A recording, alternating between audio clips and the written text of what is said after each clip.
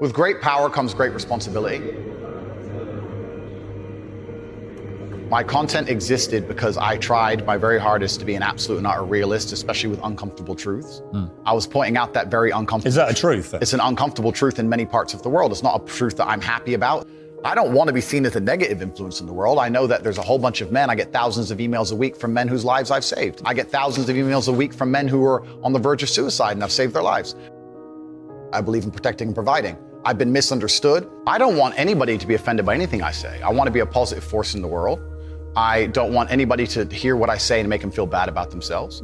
I want all people to live righteous and good, whether they're male or female. I think righteous is living true to your heart and knowing that you're doing good by people, not snaking anybody, not lying to anybody. I know I live a very righteous life. The government is not capable of helping the poor.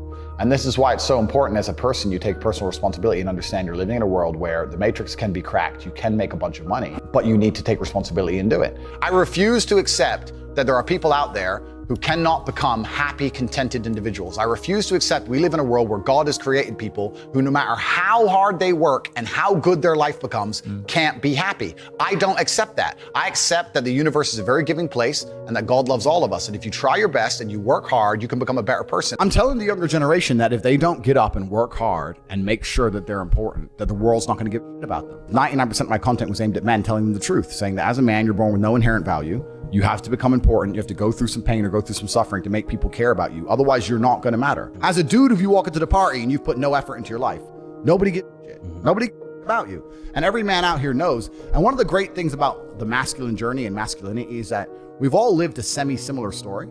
It's kind of cool. Like, we've all been the teenager, gets heartbroken.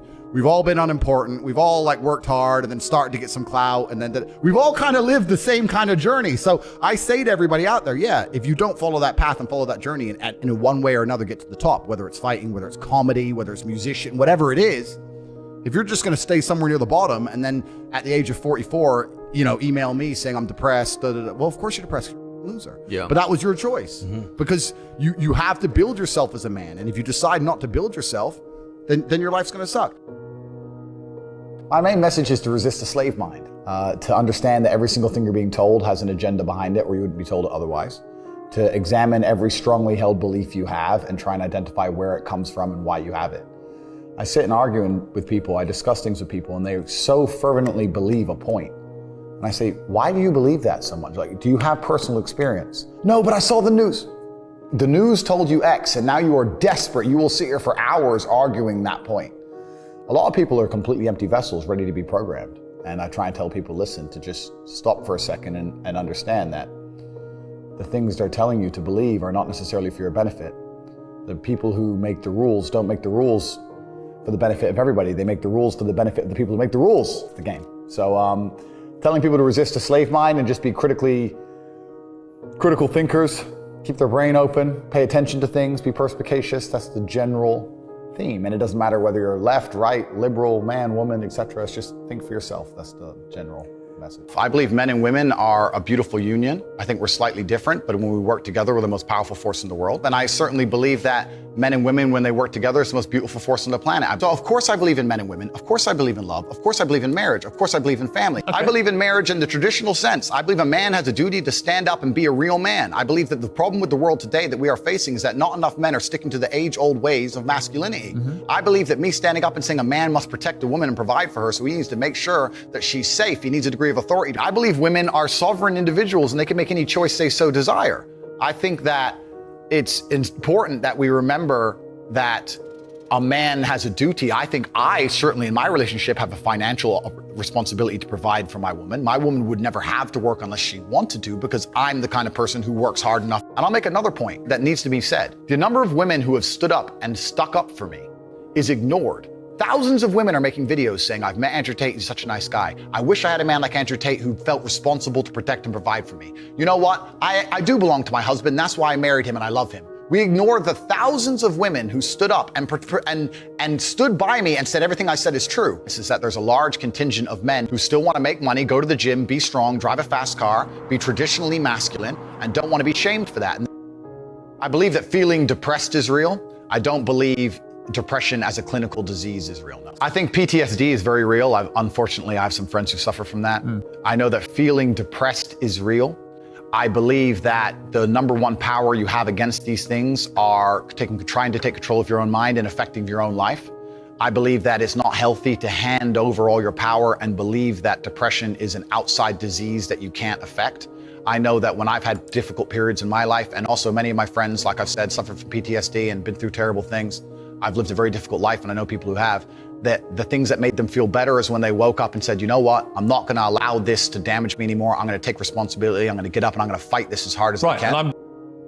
If someone comes to me and says, I'm clinically depressed, or I feel very, very sad, I would say the first thing you need to do is stop accepting the identity of a clinically depressed person. Stop accepting you have no control over this. And what you need to do is stop identifying that way, and let's work together to try and fight against it. A lot of people who are clinically depressed are suffering with something in their life, and if you fix the problem in their life, perhaps they won't feel depressed anymore. The thousands of people who have emailed me saying, my doctor told me I was clinically depressed and it's a disease that I have got in my brain and I can't be fixed. And I started listening to you and I realized that that's not the case and I can fix my own life, and you're the only person who has ever helped me. I believe feeling depressed is real. I do not believe it's a disease that you catch from the sky and you cannot affect. I believe that no matter what happens, I believe you have control of your own mind and you can fight against it. I believe if you change your circumstances in your life, you may feel different. I'll give you a quick example. I had a guy who emailed me saying he was clinically depressed and he was gonna kill himself. I obviously am not a psychiatrist, I'm not a doctor. I told him, because I replied to my emails. I said, have you been to a psychiatrist? He said, yes, I'm clinically depressed. I've been on these pills, this amount of time. I'm on antidepressants, it doesn't work. I said, I don't know what to say to you besides this. And he said he lost his girlfriend, that's why I became clinically depressed. I said, listen, go to the gym, get a six-pack first. Once you've got a six-pack, email me again. If you still feel like killing yourself, I don't know what else to say to you. But I'd say, strong body is a strong mind, go train. He went, he started sending me progress pictures, emailing me him getting in better shape, and eventually got a six-pack. He's now a professional bodybuilder. And he said, I can't believe I was considering that. I feel so much better, etc. The doctor was telling him he was clinically depressed and couldn't cure it. He started taking control of his own life, and now he felt better. That if somebody has depression of any kind, whether it's clinical, whether it exists or not, whether they feel depressed or not, whatever, that taking control of their life, taking personal responsibility and working hard is always gonna be the positive, best thing they can possibly do for their life going forward. How positive is it? Them. Of course, money can't buy happiness, I agree. But money is the third most important thing in the world. First is your health, because you have nothing if you're gonna die. Second is your relationships, because you need love and family, that matters the most. But money can buy everything else. So money's the third most important thing. The average people come to me and say, what do I do? I'm just the average guy. And my only answer is stop being the average guy. It's my only answer. You can't just be the average guy anymore. The idea from the 1950s that you can just be the normal, average, law-abiding, hard-working citizen and you'll have a good life is gone. Any man out here who goes, I'm just gonna work hard, do my bit, and obey the laws, and I'll have a good life. No, you won't. No, you will not. Just doing your job is never gonna make you rich, because you're just gonna be taxed into infinity and you're gonna stay broke. So just obeying laws and doing your job now has set you up to be a peon and a slave for eternity. You have to get yourself in a position where you're making enough money. You don't know what to talk about, then you don't understand money. So go learn how money works. Go learn how a bank works. Go sit on YouTube for free. You don't just pay 50 grand in 4 years like a university. Go sit on YouTube and understand money, banking, or the real estate market, any of it. Understand the last housing price crash, why it happened, understand mortgage rates and how that's affected by interest rates. Understand it, and then go sit with someone else who understands it and talk about it. People should, even if they haven't got a penny in the world, should be going to these meetings about real estate, about investing, especially if it's cheap, they should go. Just meet other people who at least have money. Have conversations about money, talk about it. How are you gonna get what you don't talk about?